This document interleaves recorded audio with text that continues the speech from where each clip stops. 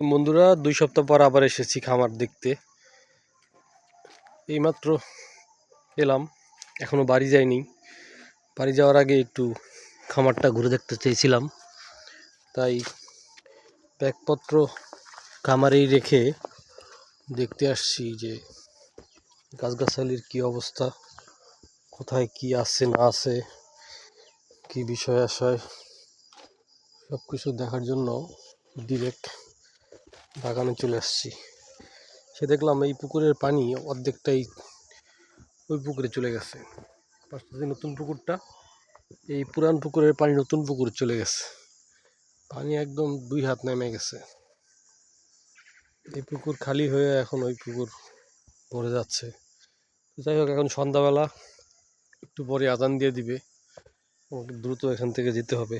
এখানে সাপের উপদ্রব আছে।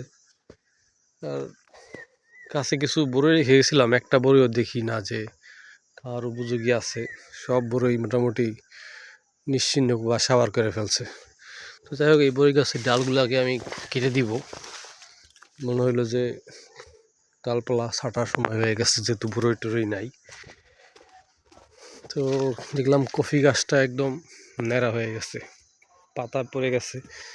টুইচাল গাছটাও মরেই গেছে নাকি আল্লাহ জানে, মনে হচ্ছে তো মরেই গেছে,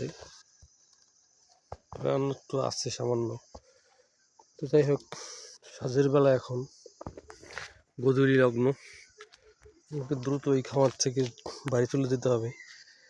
অন্ধকার নামলে আবার আসবো রাতে বেলা খুঁটিয়ে খুঁটিয়ে দেখার জন্য। আপাতত এখন ব্যাগপত্র নিয়ে বাড়ি যাব। মূলত আসছিলাম এখন এই গাছটা দেখার জন্য। এটা ভিয়েতনামি কালো আখের চারাটা লাগাইছিলাম, 3 মাস হয়ে গেছে। এই চারাটা বেঁচে আছে কিনা সেটা দেখতে, আর কফি গাছগুলোর কি অবস্থা। 3টা কফি গাছ আছে, তো দেখলাম আলহামদুলিল্লাহ বেঁচে আছে গাছগুলো। তো এখন আর বেশিক্ষণ থাকবো না, বাড়ির দিকে পা বাড়াবো, যেহেতু সন্ধ্যা ঘনিয়ে আসছে, বাড়িতে যেতে হবে। তারপর আবার নিরিবিলি এসে দেখবো বাকিটা। তারপর দেখাবো ইনশাল্লাহ বিস্তারিত। ভালো থাকেন, আসসালামু আলাইকুম।